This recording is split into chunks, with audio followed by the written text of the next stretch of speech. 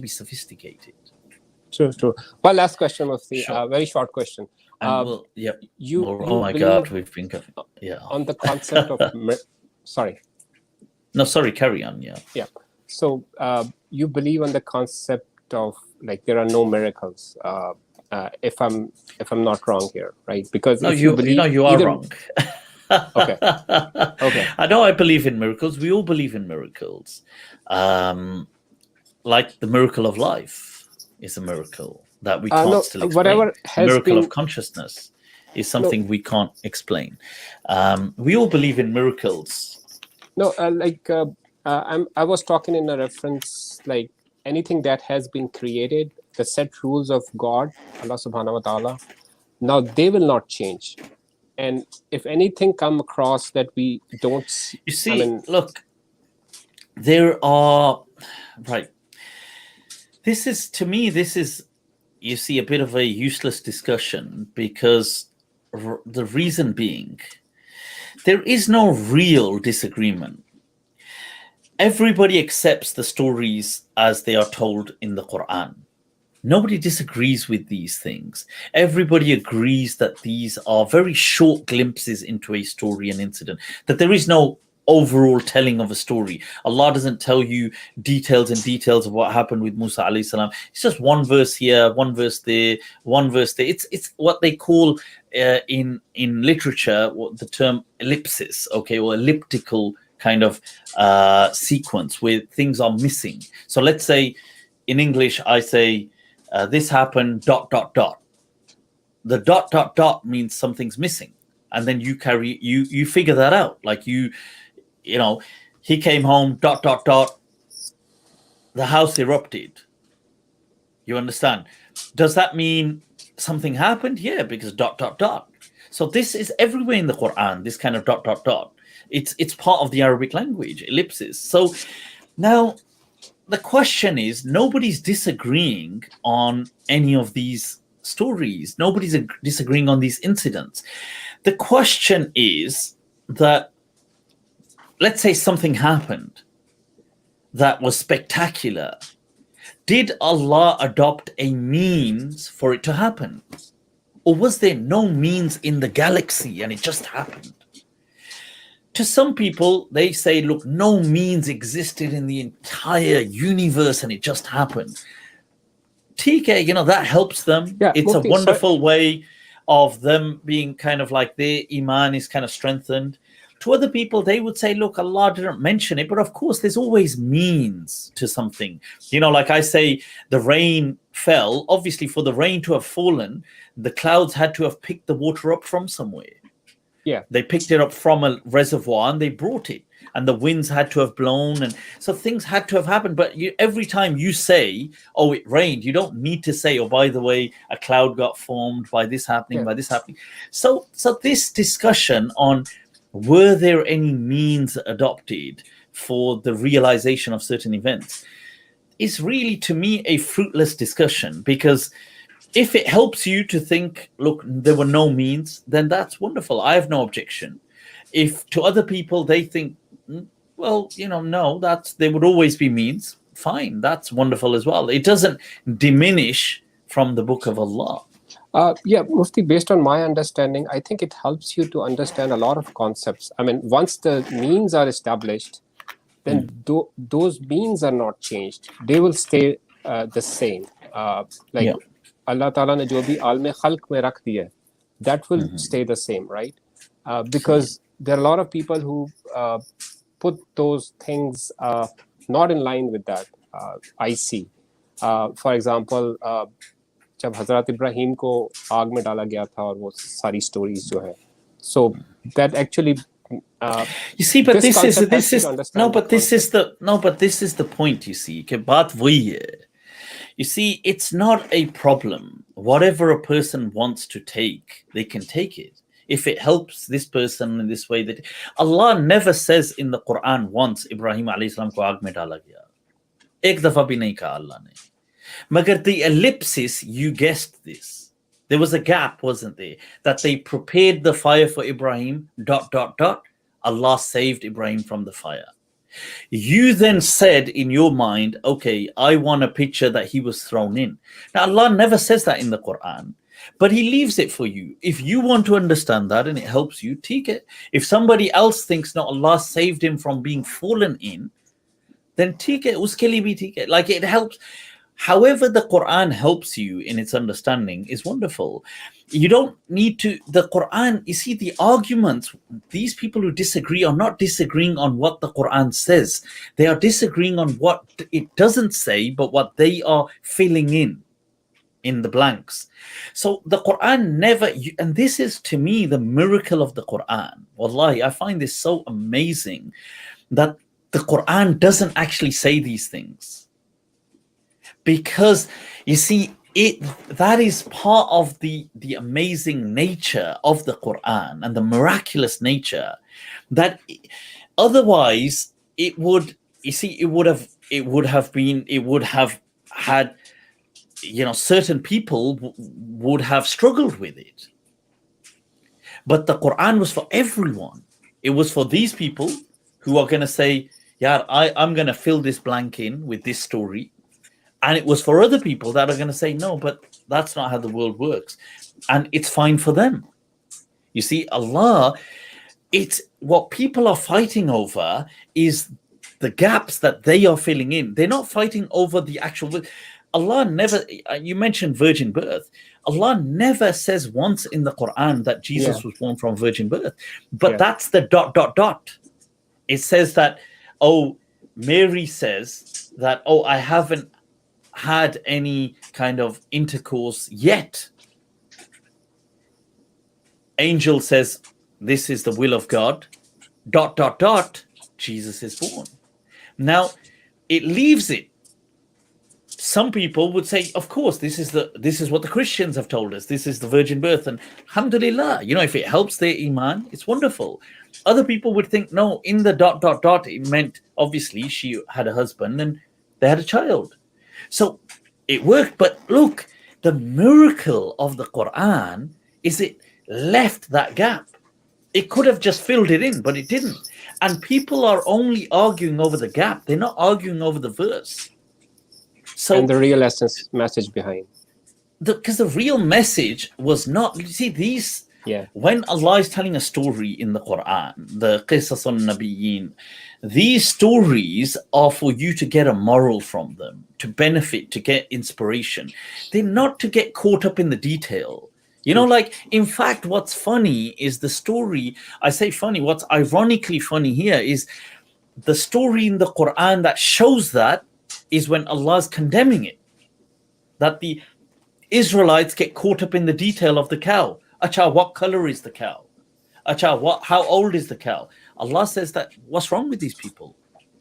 What's wrong with them? Who's told them to go into this kind of detail? If they want to do it personally, but making the religion about the detail. So you see, when the story is being told about Moses, he did this, he saved the Israelites. This is a story of it's testament to the power of human will, to resistance, to fighting for liberation, to believing in God against all the odds, even against an empire, and still coming through. This is about that. Now people start saying, Achayar, what was the staff made out? What kind of wood was it made out of? What was the how did he throw was it? But this was never the purpose behind this, Allah telling you the story. It was never. But Mufti, do you know, in Pakistan and most of the subcontinent areas, if you don't believe on these two concepts, they say you are out of the religion. एक तो has birth और साथ में इसके अलावा if you don't believe on जो वापस आएंगे वो मूसा अलैहिस्सलाम और हज़रत अलैहिस्सलाम और इसके अलावा there is another one. Look. Yeah. And that actually हम लोग तो शुरू से ये सुनते आ रहे थे. नहीं ये तो सही है, but look, the point is this. लोग तो कुछ भी हो उसके लिए निकाल देंगे. People will chuck you out of the deen for anything. But this is why, I've said before, this isn't their dad's deen. This is nobody's Islam to chuck somebody out of. this, I gave that, I said it actually saddened me. Wallahi, saddened me to read people were making dua. Like, not that I wasn't saddened because of it was me, but I was saddened that wow, yeah, like how, like, log kitne gir gaye hain? Like, they make dua that this person becomes an atheist. Where is the message of our prophet? Like, if just one person can embrace this wonderful message, that just anything, like the person saying, I'm not going to pray, I'm only going to pray once, I ain't going to do, the prophet saying ahlan wa sahlan. The person saying, look, I'm going to, prophet saying marhaban, welcome. The person saying, insulting the prophet, and the prophet still saying, look, hold back, everyone, doesn't matter. If he wants to, it's up to him. It's a free, he wants to insult me, let him insult me. I'm just going to say something nice to him. I'm going to respond with kindness. Bashiru wala tunaffiru, don't scare people away, invite them. Yassiru, make things easy. Wala tuassiru, we've got this lambi si list here from all the way from there to here. If you disagree on one of these points, we're going to be the first to chuck you out of Islam. You think, you're out. You think, look, first of all, who gave anyone the license? This is Allah's faith. This is God. This is people connecting to God. Nobody owns it. Nobody has a monopoly over the Quran or the Prophet or Islam. Why are we? And this is the disappointing thing. Why do we? Oh, we just lost. Why are we so wanting to chase people away from this thing? It really, because can you just imagine, seriously, for a moment, just think how hurtful this is. I thought Khan is back. Sorry, we lost you. Yeah. Just think how hurtful this is to the Prophet, sallallahu alaihi wasallam, who spent his entire life, that part of the life, for this message that it would reach us. And we are so busy just trying to chuck people who have it out. True. Chuck him out. The Prophet endured so much just so one more person will accept this message. Yeah. And the people were being sometimes arrogant with the Prophet. They were being hard with him. They were being difficult with him. The Prophet needed help. Bani Thaqif said the tribe, they had money, they had might. And they said, we'll embrace Islam, but we're not going to give you a penny. We're not going to give you a single soldier. What do you say? Prophet said, ahlan wa sahlan to Islam. Very true. He said, welcome. He said, like, this ain't the Prophet's deen. This is the deen of Islam. The Prophet is the one inviting people. Ud'u ila sabili rabbika bil hikmah. Jadilhum billati ya ahsan. You want to engage in debate? Do it in a way that is so good. Bi ahsan. It is with the, and this is why, when I said earlier on, people like Mike Tyson say, look, religion just has too much conflict in it. Just could be there. You've heard of the crab mentality. The crab mentality, right? So you get the crabs and you put them in a bucket.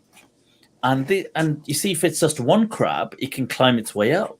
But you put a bunch of them in there, and when one crab climbs up, the others pull him down. And what happens is, if he keeps trying, they actually break his legs. And on some occasions, they'll actually kill him. And this crab mentality is, how has this come in an ummah whose prophet is rahmatan lil alamin? Very true. It's come as a mercy for the world. So it's saddened, but people will do it. To me, my message would be, ignore people who don't spread love. If you're not about spreading love, then TK, it's their thing. My advice would be to just be on your path, be focused. Yeah. You see, because if the deen hasn't fixed your ego of control, of power, of hate, then the deen hasn't done anything for you. Your salah and your saum and your hajj hasn't done anything. If you have such a hateful ego that you are just him. I watched this clip of of these dawah videos saying you will die upon kufr. the way you guys are going, you will all die upon kufr. So astaghfirullah, these are hurtful, because this deen is something that's supposed to improve your life, not something that's supposed to make someone so hateful and toxic and shout at people and do all of this stuff. And if it is doing that, then you haven't found Allah. That's the truth. It'll be nafs. You've only found the nafs. Yeah, very true. Very true. Yeah. But yeah, shukran, Athar. Thank you, I Mufti. appreciate Thank it, you. yaar. Maza hai Appreciate aapse your baat time. karke. Always. Khush rahein, yaar. Khush Aap rahein. bhi. Take Right, guys. Guys, we've gone on for so long. I do appreciate. There's right, quite a few super chat. Shukran for the super chat. Mufti, the deen is nothing but a tool of power. People who think the Prophet only came to establish Khilafah. Yeah. It's like people playing with their toys. That's what it is. But khair. Guys, right, let's wrap this up. Shukran. It's been awesome. I dearly appreciate you guys kind of spending all this time. Kuch jazbati ho gaya, yaar. I got a bit emotional on this kind of stuff. It gets to me sometimes. I think maybe it's old age. I don't know, but it's hurtful to see all this, and I get a bit emotional sometimes.